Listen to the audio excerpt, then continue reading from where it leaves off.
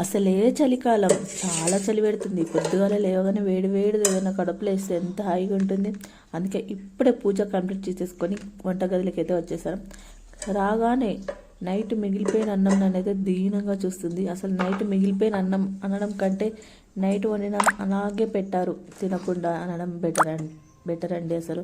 ఎందుకంటే మేము నైట్ అన్నం వండాం, బట్ ఎవ్వరు తినలేదు. ఎందుకంటే బిర్యానీ ఆర్డర్ పెట్టుకున్నారు, ఇంట్లో కర్రీ ఏం లేక అన్నమాట. ఇక దాన్ని ఏం చేయాలి, ఎలా చేయాలని ఈజీ ప్రాసెస్ ఏమన్నా ఉంటుందా అని చూస్తే ఈజీగా మనకు ఎక్కువ గుర్తుకొచ్చేది ఏంటి, పోపన్నం అలియాస్ లెమన్ రైస్ అయితే గుర్తొచ్చేసింది. చాలామంది ఇంట్లో అన్నం మిగిలిపోయినా లేకపోతే ఏదైనా కర్రీ లేకపోయినా ఇప్పుడు ఈ లెమన్ రైస్ అయితే కామన్ అయిపోయింది కదా. నా చిన్నప్పుడు అయితే మేము పోపన్నం అనేవాళ్ళం ఈ లెమన్ రైస్ని.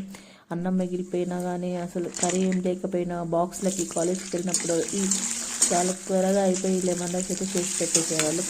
అంత బాగుంటుంది టేస్ట్ కూడా సూపర్ అసలు. ఇక చేసేది లేక లెమన్ రైస్ అయితే స్టార్ట్ చేసేసాను. మంచిగా పుల్లగా ఉంటే సూపర్ ఉంటుంది అసలు లెమన్ రైస్.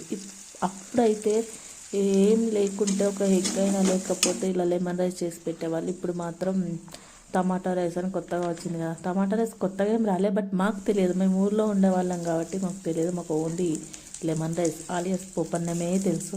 ఈ పోపన్నం చేసుకొని తినేవాళ్ళం మేము. టమాటా రైస్ అయితే ఇప్పుడు హైదరాబాద్కి వచ్చాక తెలుస్తుంది అన్నమాట మాకు.